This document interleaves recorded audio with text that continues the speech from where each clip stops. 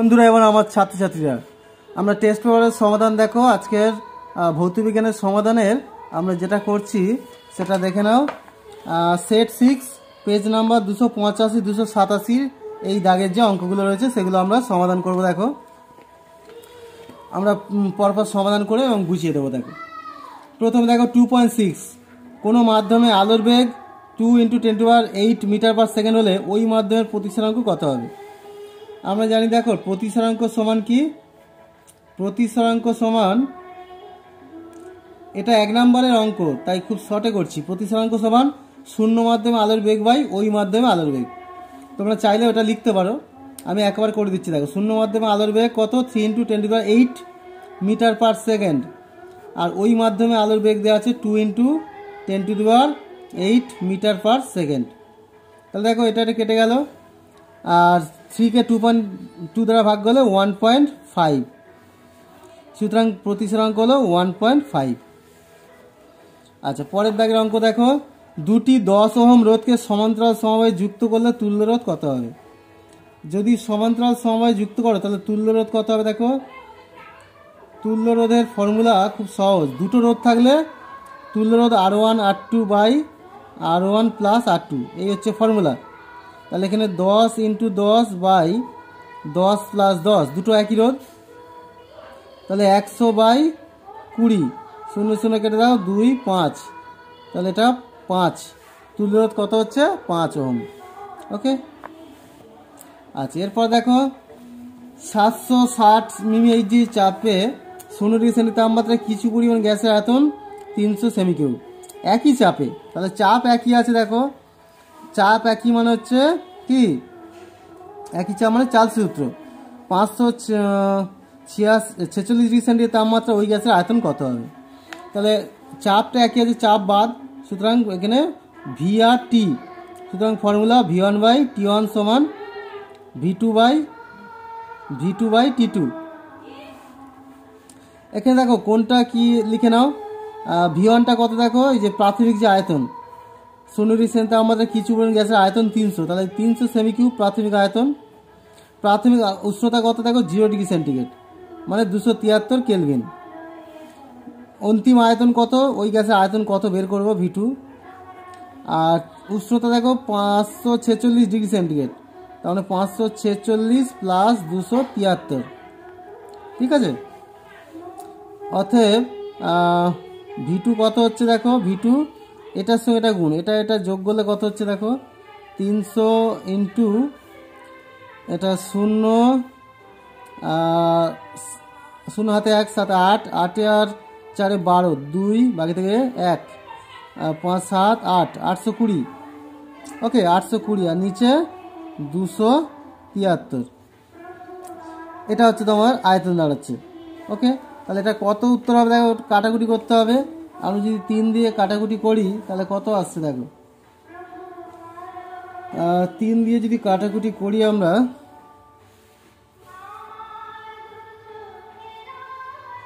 আচ্ছা এটা 46 ছিল, 47 করে দেওয়া হয়েছে, 46, তাহলে এটা হচ্ছে 9 হবে, 9, আর এটা হচ্ছে 1, 819। আচ্ছা এটা দেখো এটা যদি কেটে দিই, এটা 3 গুণ হবে। এটা দেখো 3 3 9, আর 3 7 21, আর 3 2 6, আর 2 এটা কেটে যাচ্ছে 3, সুতরাং এটা যেমন আছে থাক, এটা কাটার দরকার নেই, এটা যেমন আছে থাক। তার মানে কত? 300 আর 3 গুণ করলে 900, সুতরাং এটা হচ্ছে 900 সেমি কিউব হয়ে গেল, ঠিক আছে। তাহলে উত্তরটা কত বেরোলো? এটা 900 সেমি কিউব। এবার দেখো পরে 3.2 অথবা দেখো 0°C তাপমাত্রা নির্দিষ্ট বারের কোনো গ্যাসকে উত্তপ্ত করে গ্যাসের চাপ ও আয়তন উভয় দ্বিগুণ হয়, গ্যাসের চূড়ান্ত তাপমাত্রা কত হবে? তাহলে চাপ আয়তন দ্বিগুণ হয়ে গেছে, চূড়ান্ত তাপমাত্রা বের করতে হবে। তাহলে এখানে P1 V1/T1 সবগুলোই লাগবে, P2 V2/T2। প্রাথমিক কত দেওয়া আছে? দেখো 0°C তাপমাত্রায়, তার মানে প্রাথমিক উষ্ণতা কত? 0 মানে 273 কেলভিন।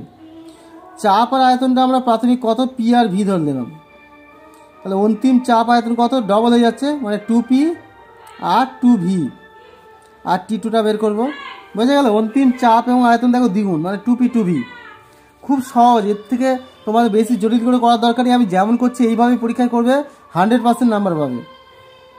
পি আর ভি কেটে গেল দেখো, অতএব T2 সমান কত হচ্ছে, এই 273 4 গুণ 2 × 2 × 273, এটা গুণ করো 4 দ্বারা, এটা গুণ করলে 3 × 4 = 12 আর 4 × 7 = 28, 28 আর হচ্ছে 1 × 28 আর 1 × 29 আর 4 × 2 = 8 আর 1 × 9, 4 × 2 = 8 আর 2 = 1092 কেলভিন। এটা থেকে আবার সেন্টিগ্রেড করলে 1092 - 273, এটা ডিগ্রি সেন্টিগ্রেড হবে, এটা 819 ডিগ্রি সেন্টিগ্রেড। সুতরাং উত্তর 819 ডিগ্রি সেন্টিগ্রেড হলো। ওকে, আচ্ছা এরপরে আমরা পরের দাগে চলে যাই। দেখো 3.3,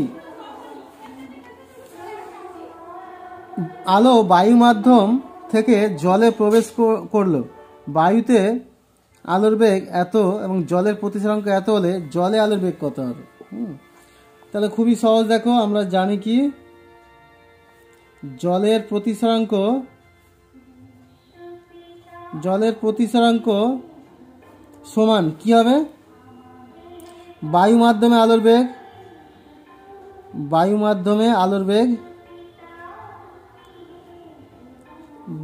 বাই জলে আলোর বেগ। ঠিক আছে, এবার জলের প্রতিসরাঙ্ক দেওয়া আছে 4/3 আর বায়ু মাধ্যমে আলোর বেগ 3 × 10⁸ মিটার/সেকেন্ড।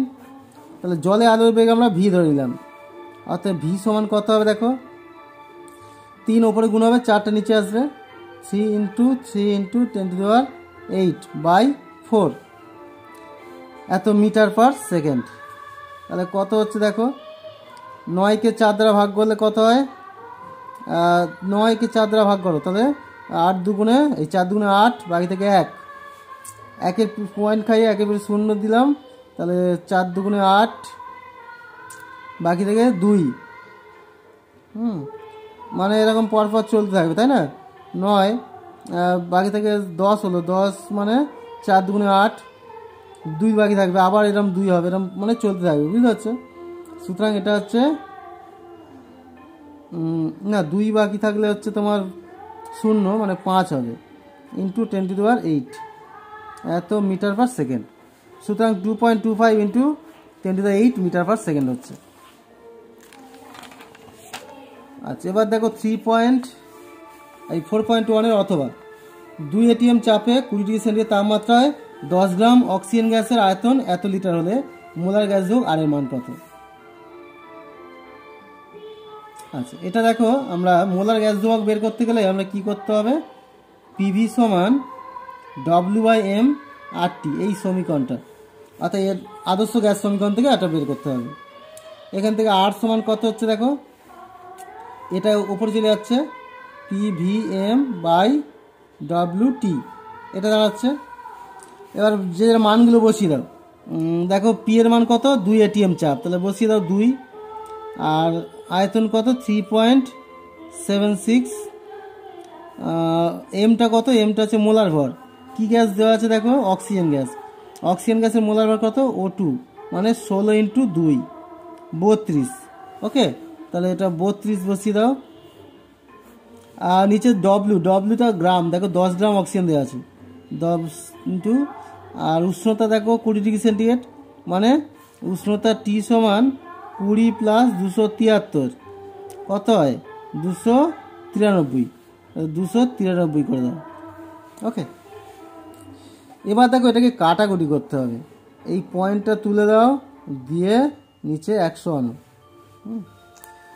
এবার দেখো আমাদের কাটাকুটিটা আবার একটু করতে হবে, কীভাবে কাটাকুটি করা যায় দেখো। 2 এটা কাটলে 5। আচ্ছা এবার দেখো এটা আর এটা যদি কাটা যায় কি দাঁড়াবে?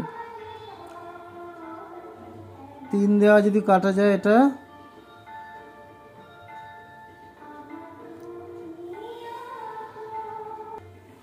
দেখো এই কাটাকুটিটা একটু জটিল আছে, এটা কাটাকুটিটা তোমাদের করতে হবে, উপরটা গুণ করে নিচেরটা গুণ করে ভাগ করতে হবে, বুঝতে পারছো? তাছাড়া অন্যভাবে কাটাকুটি করাটা একটু ডিফিকাল্ট।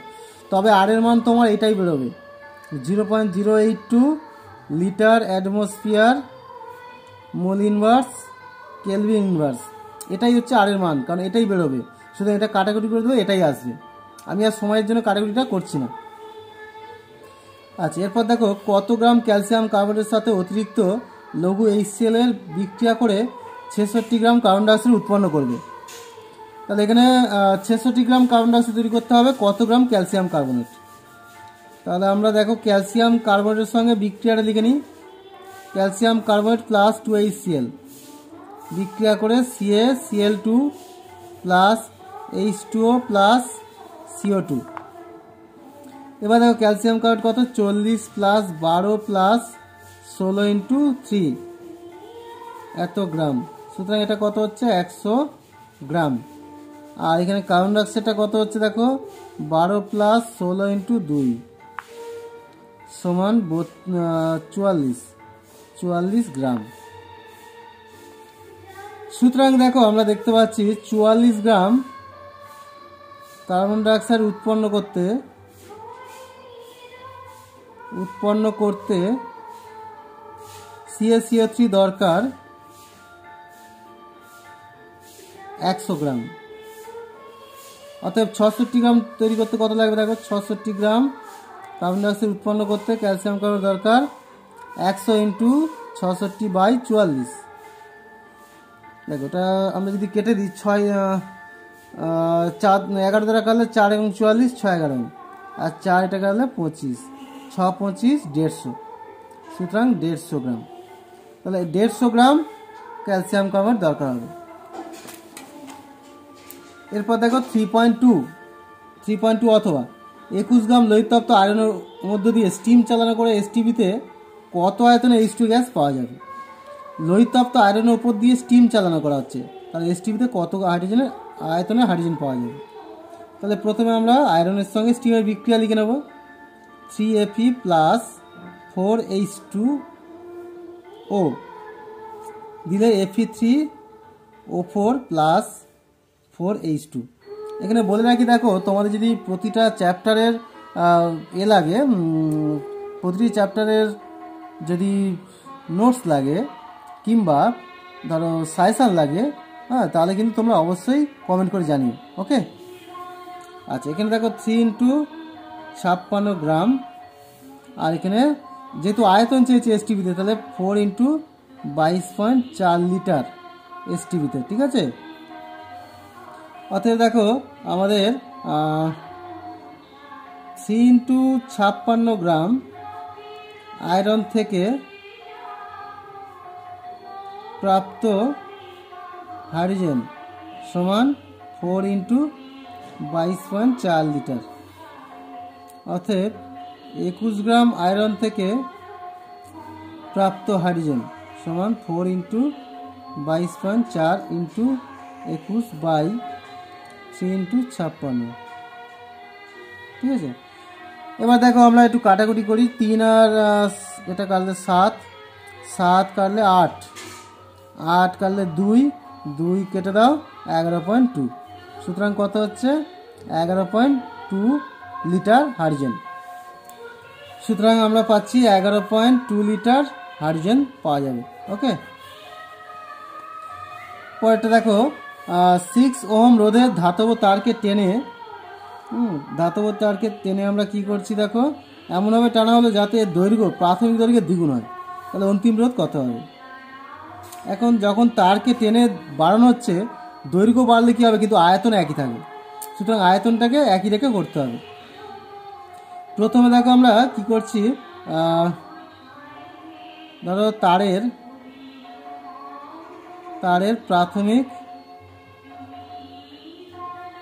প্রাথমিক দৈর্ঘ্য L1 ও প্রস্থচ্ছেদ A1, তারের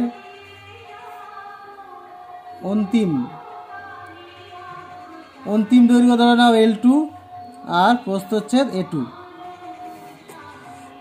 অর্থাৎ দেখো আয়তন পরে এবং আগে একই থাকবে, সুতরাং L1 A1 সমান L2 A2 হবে। ওকে, এখন দেখো বলেছে এখানে হিসাব মতো কি প্রাথমিক দৈর্ঘ্যের দ্বিগুণ হবে দৈর্ঘ্য, অর্থাৎ L2 সমান 2L1 এটা দেওয়া আছে। ওকে, তাহলে এখানে বসিয়ে দাও L1 A1 L2 মানে 2L1 A2, তাহলে এখান থেকে L2 L2 কেটে গেল, অতএব এখান থেকে আমরা পাচ্ছি A1 সমান 2A2। আচ্ছা, এবার দেখো আমরা অন্তিম রোধ তো বের করবো, তার জন্য আমরা ফর্মুলা কি জানি, রোধের ফর্মুলা R1 সমান রো ইন্টু L1/A1, এটা হচ্ছে রোধাঙ্ক। আর R2 সমান কত হবে, রোধাঙ্ক একই থাকবে, রো ইন্টু L2/A2, এটা ফর্মুলা। অতএব R2/R1 সমান কত হচ্ছে, এটা বসিয়ে দাও rho L2/A2 by rho L1/A1, সুতরাং রো কেটে যাচ্ছে, L2/L1 ইন্টু A1/A2 সমান L2টা কত হচ্ছে, L2 মানে 2L1 বসিয়ে দাও, 2L1 আর নিচে L1, A1টা কত, A1 সমান 2A2 আর নিচে A2, তাহলে A2 কেটে গেল, L1 কটে, সুতরাং 4।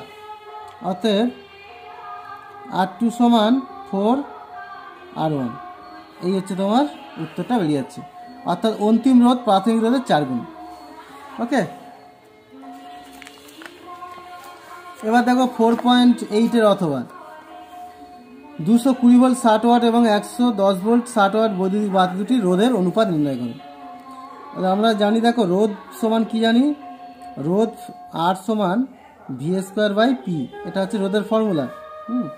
তাহলে দেখো অতএব প্রথম ক্ষেত্রে 220 ভোল্ট 60 ওয়াট বাতির রোধ R1 সমান কি হবে, 220 ইন্টু 220/60, আর 110 ভোল্ট 60 ওয়াট বাতি রোধ R2 সমান কত হচ্ছে, 110 ইন্টু 110/60, অতএব R1/R2 সমান কত হচ্ছে, 220 ইন্টু 220/60 নিচে 110 ইন্টু 110/60, তাহলে 60 কেটে যাচ্ছে, 220 ইন্টু 220/110 ইন্টু 110, 0 0 0 0 2 2। ওকে, সুতরাং কত হচ্ছে 4, অতএব R1:R2 সমান কত হচ্ছে 4:1। ওকে, তাহলে পেয়ে গেলাম। সুতরাং তোমার পুরো অঙ্ক কমপ্লিট হয়ে গেল। আশা করছি তোমাদের ভালো লেগেছে, কেমন লাগলো কমেন্ট করে জানিও। ওকে।